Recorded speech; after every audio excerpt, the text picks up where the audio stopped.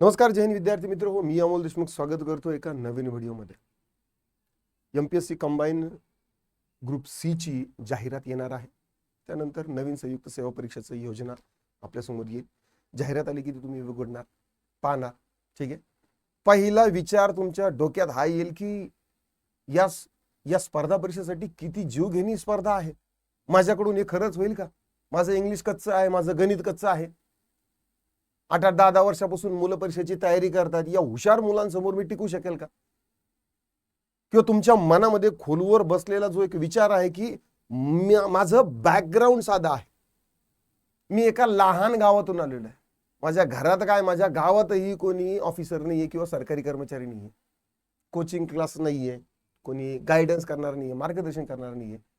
आणि हे MPSC group C म्हणा किंवा सरळ सेवेच्या येणार आहे ना, तर ते माझ्यासाठी नाही. असं जर तुमच्या मनात आलं असेल तर हा व्हिडिओ बंद करू नका, कारण मी आज तुम्हाला फक्त मोटिवेट करायला नाही आलो.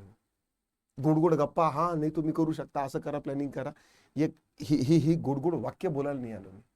आज मी तुम्हाला सत्य सांगणार आहे. लक्षात ठेवा, खोट्या मोटिवेशनच्या पोकळ आशा अपेक्षापेक्षा कडू सत्य नेहमी उपयोगाचं असतं. कारण खोट्या आशेवर, दिलासेवर, खोट्या अपेक्षेवर माणूस 2 दिवस उत्साहाने काम करू शकतो. पण जर खरोखर सत्य काय आहे ते समजलं ना, तर माणूस आयुष्याचा व्यवस्थित आणि नीट निर्णय घेतो. एमपीएससी ग्रुप सी ची जी जाहिरात येणार आहे त्यासाठी आपली आरंभ बॅच सुरू होत आहे. 1 जुलैपासून आपले डेमो लेक्चर सुरू होणार आहे. आपलं ऍप्लिकेशन आहे ई-स्वयं अकॅडमीचं. प्री आणि मेन साठी ही 1 वर्षभराची बॅच असणार आहे. मेंटॉरशिप बॅच आहे. मी आणि आपल्या अकॅडमीचे सगळे शिक्षक लोक तुम्हाला पर्सनल लेवलवरती मेंटॉरशिप करणार आहे. आपले स्पेशल जे टेलिग्राम ग्रुप असतील, व्हॉट्सअप ग्रुप असतील, तिथे वीकली डिस्कशन सेशन होणार आहे. आपला हा ऍप्लिकेशन आहे, डिस्क्रिप्शन मध्ये लिंक दिलेली आहे, डाउनलोड करा. काही दिक्कत, डाऊट, कोरी परेशानी आली 7066-155-355 या नंबरवरती रिच आउट करू शकता. न आता सगळ्यात अगोदर ना एक गोष्ट स्पष्ट करून घ्या की ही परीक्षा सोपी आहे असं जर तुम्हाला वाटत असेल ना, तर ते खोटं आहे. आणि मी ते खोटं सांगणार नाही. खरोखरच स्पर्धा जी आहे तर ती आहे, खरी स्पर्धा आहे. लाख अर्ज आहे हे देखील खरं आहे. जागा कमी आहे, पेपर कठीण असतो, कट ऑफ देखील खूप हाय लागू शकतो, हे सगळं खरं आहे. पण इथंच जवळपास सगळे विद्यार्थी सगळ्यात मोठी चूक करतात आणि ते चुकीच्या गोष्टीला घाबरतात. म्हणजे समजा एखाद्या भरतीमध्ये 2 लाख अर्ज आले, म्हणजे तुमच्या मनात लगेच आकडा बसतो की आता 2 लाख अर्ज आहे, म्हणजे 2 लाख पोरांसोबत माझं कॉम्पिटिशन होणार आहे. आणि मग ती भीती मनात सुरू होते, मी या 2 लाख लोकांना आता कसं हरवणार. पण खरं सांगू का, तुम्हाला त्या 2, 4, 5 लाख जे येतील त्या लोकांना हरवायचं नाही. तुमची स्पर्धा त्यांच्यासोबत नाही, कारण तुमची खरी स्पर्धा त्या 2 लाख विद्यार्थ्यांशी नाहीच. तुमची स्पर्धा जी आहे ना, तर ती मोजक्या विद्यार्थ्यांसोबत आहे, जे रोज अभ्यास करतात, कन्सिस्टंटली सातत्य ठेवतात अभ्यासामध्ये, सिलेबस पूर्ण करतात, रिव्हिजन व्यवस्थित करतात, टेस्ट देतात. अशाच विद्यार्थ्यांसोबत तुमचं कॉम्पिटिशन. शांतपणे डोक्यानं विचार करा, व्हिडिओ पहा. मी तुम्हाला सांगतो की अर्ज भरणारे विद्यार्थी जे आहेत ना, जे 4 प्रकारचे अर्ज आहेत, म्हणजे 4 प्रकारचे विद्यार्थी अर्ज भरतात. पहिला विद्यार्थी तो असतो की जो फॉर्म आहे, तारीख चालू आहे म्हणून भरला, मित्रांनी सांगितलं म्हणून भरला, व्हॉट्सअप ग्रुपवरती लिंक आली म्हणून भरला, घरच्यांनी सांगितलं म्हणून फॉर्म भरला, मित्रांनी फॉर्म भरला म्हणून मला भरावा लागला. त्याने फॉर्म भरला, पण फॉर्म भरल्यानंतर कधी पुस्तक उघडलंच नाही. हे पहिल्या ग्रुपमधले पोर, हे पहिल्या गटातले पोर. दुसरे ते विद्यार्थी असतात की ते फॉर्म भरतात, 2-3 हप्ते, 2-3 आठवडे खूप जोशामध्ये अगदी मोटिवेट होऊन अभ्यास करतात. त्यांचं नवीन वही, नवीन पेन, नवीन बॅग, नवीन टाइम टेबल, स्टेटसला वगैरे लावलेलं असतं, एमपीएससी मिशन 2026 वगैरे वगैरे सगळं करतात. आणि काही दिवस ते अभ्यास करतात, पण काही दिवसानं सोडून देतात. अभ्यास त्यांचा हळूहळू बंद होतो. दुसऱ्या ग्रुपचे विद्यार्थी, तिसऱ्या ग्रुपचे विद्यार्थी अभ्यास करतात, पण त्यांना डायरेक्शन नाहीये. त्यांना नेमकं कळतच नाहीये काय करायचं, काय वगळायचं कळतच नाही. आज हिस्ट्री, उद्या मॅथ, परवा पॉलिटी, मग 3-4 दिवसानंतर इंग्लिश, मॅथ, नंतर मग अभ्यासामध्ये गॅप. कधी टेस्ट नाही घेणार, अनालिसिस नाही करणार, रिव्हिजन काय माहित नाही, नोट्स कशा बनवतात ते माहित नाही, मूड नाही, गेला अभ्यास बोंबलत. हे ग्रुप 3चे विद्यार्थी असतात, म्हणजे तिसऱ्या गटातले विद्यार्थी. आणि जे चौथ्या गटातले विद्यार्थी आहेत ना, तर ते कोण आहे, जे रोज ठरवून अभ्यासाला बसतात. कमी वेळ असला तरी बसतात, मूड नसला तरी बसतात, टॉपिक कठीण जरी असला तरी ते सोडत नाही. त्यांना टेस्ट मध्ये जर कमी मार्क आले तरी ते रस्ता सोडून पळून जात नाही. आणि हेच खरे आणि सिरियस विद्यार्थी असतात, जे पोटेन्शियली अधिकारी बनू शकतात. आता तुम्ही एक स्वतःला प्रश्न विचारा की तुम्हाला त्या 2 लाख विद्यार्थ्यांशी कम्पीट करायचं आहे, तुमची स्पर्धा त्या 2 लाख विद्यार्थ्यांशी आहे का या चौथ्या गटातल्या विद्यार्थीशी आहे? तुमचं प्रायमरी ध्येय फक्त हेच असायला पाहिजे की मला तो जो चौथा ग्रुप आहे, चौथा गट आहे, याच्यात जायचं आहे का नाही. आणि मजेची गोष्ट सांगतो तुम्हाला मी, हा जो चौथा जो गट आहे ना, यांची संख्या जी आहे ना, तर ती खूप आहे. याच्या चौथ्या ग्रुपमध्ये विद्यार्थी फार कमी. सुरुवातीला तुम्हाला गर्दी मोठी दिसते, परंतु शेवटपर्यंत टिकणारे विद्यार्थी खूप कमी असतात. म्हणजे ही जी परीक्षा जी आहे ना, ही गावातल्या जत्रेसारखी नाहीये की सगळे शेवटपर्यंत उभं राहणार आणि जत्रा संपली तरच जाणार. मग असं ही परीक्षा जी आहे ना, ही रेस आहे, ही धावण्याची एक शर्यत आहे, मॅरेथॉन आहे. सुरुवातीला जिथून काय म्हणतात ती रेस सुरू होते ना, तिथं तुम्हाला हजारो लाखो विद्यार्थी दिसतात.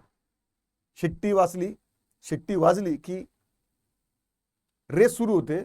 पण काही लोक ना ते प्रत्यक्ष धावण्याचा प्रयत्न सुद्धा करत. काही माणसं थोडस पळतात, धावतात, दमतात आणि बाजूला जातात. काही लोक मध्ये दुसऱ्या रस्त्याला जातात. ठीक आहे. आणि शेवटच्या टप्प्यावर फिनिश लाईन पर्यंत काही मोजकेच लोक जात असतात. तुमची खरी शर्यत जर सांगायचं जर म्हटलं ना, तर फक्त अशाच लोकांशी आहे. तुमची स्पर्धा सुरुवातीला दिसणाऱ्या त्या गर्दीशी नाहीये. म्हणून मला असं वाटतं की तुमची भीती, लाखो अर्ज आले, ही तुमचं भीतीचं कारण असलंच नाही पाहिजे. तुमची भीती फक्त एका गोष्टीची असली पाहिजे की मला त्या चौथ्या ग्रुपमध्ये जाता का येत नाही. मी दररोज अभ्यास करणाऱ्या सिरियस विद्यार्थ्यांच्या ग्रुपमध्ये का जाऊ शकत नाही आणि मी त्या गटात का नाही, ही तुमची भीती असायला पाहिजे. आणि हा प्रश्न तुमचा भविष्य ठरवणारा प्रश्न आहे. तुम्ही हुशार आहात की नाही, तुमचं गाव मोठं आहे की नाही, तुम्ही कोचिंग क्लास तुमच्याकडे आहे की नाही, या गोष्टी मायने नाही ठेवत. खरी गोष्ट जी मॅटर करते ती म्हणजे ही आहे की तुम्ही रोज अभ्यासाला बसता की नाही. तुम्ही कालच्या पेक्षा थोडीशी का होईना पण 2-4 पावलं का होईना पण पुढे गेला की नाही. टेस्ट मध्ये जी चुकी झाली तुमच्याकडून ती पुढच्या टेस्ट मध्ये तुम्ही दुरुस्त केली की नाही. हा जो खेळ आहे ना, हा गर्दीचा नाहीये. हा खेळ कन्सिस्टन्सीचा आहे, कळशीचा आहे, सातत्याचा आहे. सातत्य असलेला विद्यार्थी डायरेक्शन नसलेल्या हुशार विद्यार्थ्यापेक्षा लवकर पद मिळू शकतो. डायरेक्शन नसलेल्या हुशार विद्यार्थ्यांना मागे टाकू शकतो. कळशी असलेला विद्यार्थी. पहिली भीती झाली संख्येला घाबरायचं. आणि कोणीतरी सांगितलेलं आहे की भारतामध्ये कॉम्पिटिशन फक्त नंबर्सचं आहे, क्वालिटीचं नाही. आता दुसरी भीती तुमच्या मनात ही असेल की माझं बॅकग्राऊंड साधा आहे. ठीक आहे. जवळपास सगळ्या विद्यार्थ्यांच्या मनामध्ये हा भाग असतो की मी गावाकडचा आहे, माझं इंग्लिश कच्चं आहे, माझी घरची परिस्थिती मजबूत नाहीये, घरात अभ्यासाचं वातावरण नाहीये, गायडन्स नाही मिळालं मला, आई वडील शेतकरी आहे, कामगार आहे, छोटं मोठं दुकान आहे, काहीतरी काम करतात. ठीक आहे. मग मला सरकारी पद कसं मिळणार. एक गोष्ट नीट लक्षात घ्या, परीक्षा तुमचं बॅकग्राऊंड तपासत नाही, परीक्षा तुमचं उत्तर तपासणार. त्या परीक्षेच्या हॉलमध्ये तुमच्या गावाचं नाव काय आहे ते विचारत नाही, त्या OMR शीट मध्ये तुमच्या घरची परिस्थिती कशी आहे ते विचारलं जात नाही. क्वेश्चन पेपर मध्ये तुमच्या वडिलाचा व्यवसाय कसा आहे ते विचारलं जात नाही. तिथं फक्त एकच गोष्ट चालते, ते म्हणजे तुम्हाला या प्रश्नाचं उत्तर येतं का नाही. आणि कोणत्याही प्रश्नाचं उत्तर येणं हे माणसाच्या जन्मावर, माणसाच्या परिस्थितीवर अवलंबून नाही, ते अभ्यासावर अवलंबून असतं, प्रॅक्टिसवर अवलंबून असतं, योग्य डायरेक्शनवर अवलंबून असतं. खरं सांगतो, तुमचं बॅकग्राऊंड कसंही असो, तुमचं बॅकग्राऊंड ही तुमची कमजोरी कधीच असायला नाही पाहिजे. तुमचं बॅकग्राऊंड ऍक्च्युली ही तुमची सगळ्यात मोठी ताकद असते. कारण ज्यानं लहानपणापासून संघर्ष पाहिला, ज्यानं पैशाची किंमत पाहिली, ज्यानं आईवडिलाचे कष्ट पाहिले, त्याच्या मनात एक वेगळी आग असते. शहरातले, हे सिटीतले जे कम्फर्टेबल झोन मध्ये राहणारे विद्यार्थी आहे ना, त्यांना जर थोडंफार जरी अपयश दिसलं किंवा वाटलं की आपण अपयशी होणार ना, त्यांचं एक मत असतं, ठीक आहे आपण दुसरं ऑप्शन पाहू. पण साध्या घरातील विद्यार्थी जेव्हा खऱ्या अर्थानं पेटतो, तेव्हा तो म्हणजे मागे जाण्यासाठी तयारच नसतो. तो मला हे करायचंय, करावंच लागणार आहे. आणि हीच आग जी आहे ना, तुम्हाला अधिकारी बनवणार. आणि ज्याच्याकडे गमावण्यासारखं काहीच नाही, त्याला कमावण्यासाठी सगळी दुनिया असते.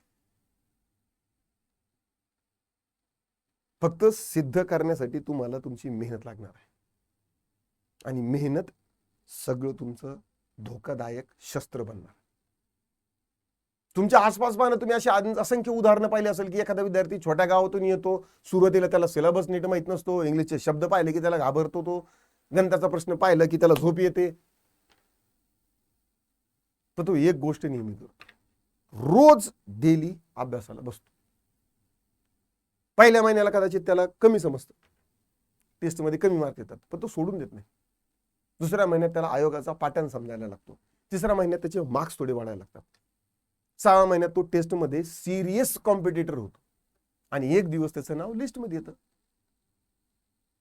आणि लोक म्हणतात की बाबा त्याचं नशीब चांगलं होतं. त्याला काय माहिती, हे नशीब नाहीये, ही रोजच्या शांत मेहनतीची कमाई आहे. लक्षात ठेवा, तुमचं बॅकग्राऊंड तुमची परीक्षा देणार नाही, तुम्हाला तुमची परीक्षा द्यायची. दोन गोष्टी ज्या तुम्हाला भीतीदायक वाटत त्या झाल्या. आता तिसरी सगळ्यात महत्वाची कॉमन जी भीती आहे ना, ते म्हणजे समजा की माझं इंग्लिश कच्चं आहे, गणित कच्चं आहे, आता काय उपयोग होणार आहे. पण इथे एक महत्वाची गोष्ट आहे, कच्चं असणं आणि शिकताच येत नसणं याच्यात फरक आहे. या दोन्ही गोष्टी वेगळ्या आहेत. काय, माझं गणित कच्चं आहे आणि मला गणित शिकताच येत नाही, या दोन्ही गोष्टी वेगळ्या. तुमचं गणित कच्चं आहे याचा अर्थ असा नाही की तुम्हाला ते कधी येणारच नाही. याचा अर्थ फक्त एवढाच आहे की तुम्ही अजून ते व्यवस्थित शिकलेले नाही. तुमचं इंग्लिश कच्चं आहे म्हणजे तुमचं इंग्लिश कायमच कच्चं राहणार आहे का? नाही. याचा अर्थ एवढाच आहे की तुम्हाला ते अजून योग्य पद्धतीने, एक्सपोजरने, प्रॅक्टिसने, गायडन्सने तुम्हाला ते समजलेलं नाही. एक शब्द जो आहे ना, तो तुमचं आयुष्य बदलू शकतो. मला येत नाही आणि मला अजून येत नाही. मला येत नाही आणि मला अजून येत नाही. या ज्या दोन्ही गोष्टी ज्या आहेत ना, या तुमचं आयुष्य बदलू शकतात. पहिलं वाक्य जे आहे ते तुमचं मन बंद करेल, पण दुसऱ्या वाक्यानं तुम्हाला एक संधी असल्याची जाणीव. मला गणित येत नाही असं म्हटलं ना की तुम्ही वही बंद करणार. पण मला गणित अजून येत नाही असं म्हटलं की तुम्ही पहिला चॅप्टर उघडणार. माझं इंग्लिश कधीच होणार नाही असं म्हटलं की तुम्ही सोडून देणार. तर तुम्ही जर म्हटलं की माझं इंग्लिश आणखी अजून स्ट्रॉंग नाही, रोज 10 शब्द, 10 वाक्य, 10 रूल, 10 PYQ, 10 प्रश्न सोडवायला सुरुवात केली की छोटा छोटा फरक दिसेल. एकदम दिसणार नाही, पण रिझल्ट तुम्हाला मोठा दिसेल, हळूहळू दिसेल. ही परीक्षा जी आहे ना, ती तुमची आज तुम्ही कोणत्या लेवलला आहे, तुमची पातळी काय हे तपासणार नाही. ही परीक्षा म्हणजे तुम्ही आयुष्यात कुठपर्यंत जाणार आहात हे तपासणार. आज तुमचं भरपूर अभ्यासक्रम कच्चा असेल, पण एक्झामला वेळ आहे आणखी. तुमचं गणित कमजोर असेल, डेली प्रॅक्टिस केली तर ते मजबूत होऊ शकतं. आज इंग्लिशचे तुम्हाला पॅसेज समजत नसेल, पण रोज वाचन केलं, शब्द समजून घेतले, ग्रामरचा अभ्यास केला, प्रॅक्टिस केली, हळूहळू कॉन्फिडन्स येतो. कुठलाही विषय भूतासारखा असतो का? नाही.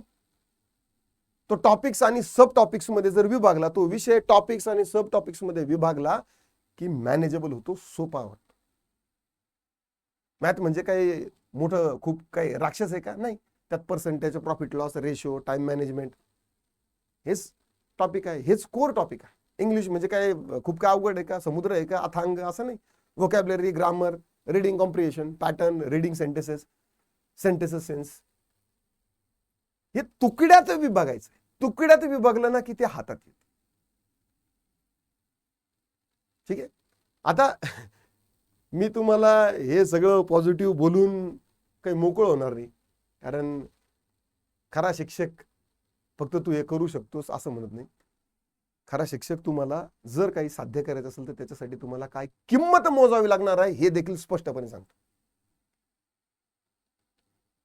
ही परीक्षा द्यायची म्हणजे तुम्हाला आयुष्याचे तुमचे काही महिने, कदाचित 1-2 वर्ष तुम्हाला त्याग करावा लागणार आहे, सॅक्रिफाईस करावं लागणार.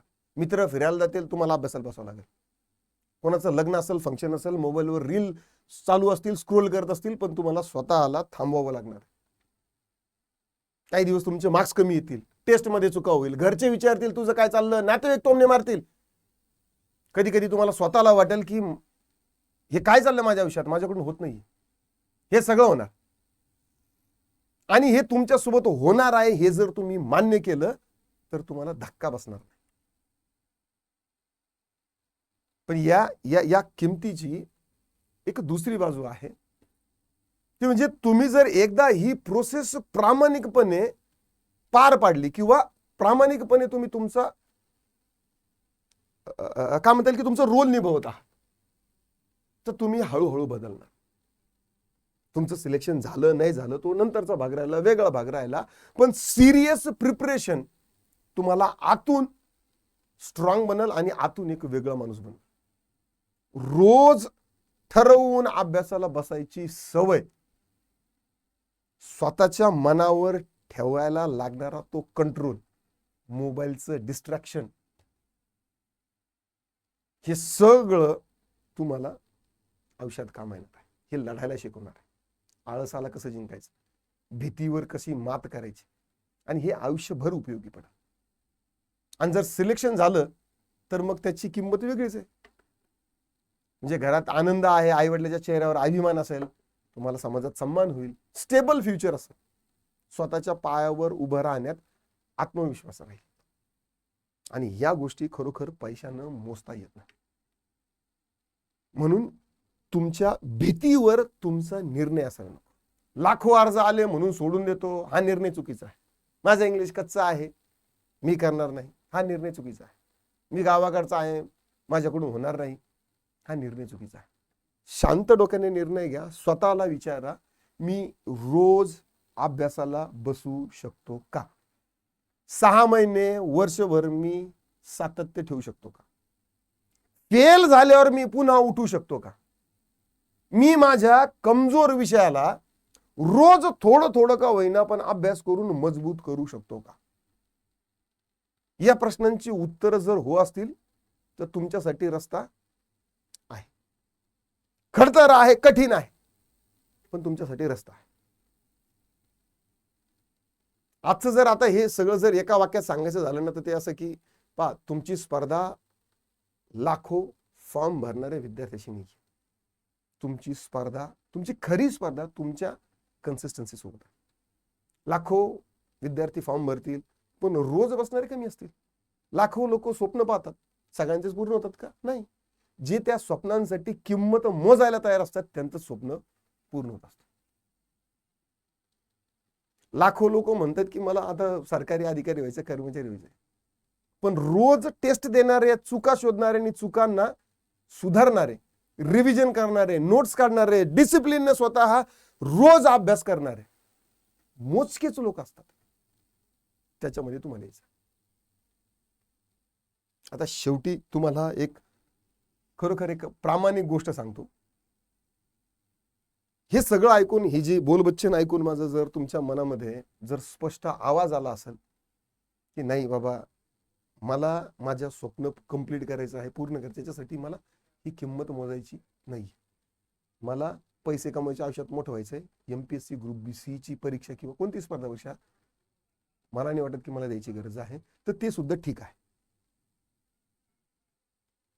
कारण प्रामाणिकपणे मागं फिरणं ही खोटी आशय घेऊन 2-4 वर्ष बर्बाद करण्यापेक्षा, घालवण्यापेक्षा कधी चांगलं. इथं प्रत्येक माणसाचा मार्ग वेगळा आहे. पण जर आतून छोटासा आवाज तुम्हाला जर असं म्हणत असेल की एकदा प्रयत्न करून बघ, 4थ्या गटात जाऊ शकतो,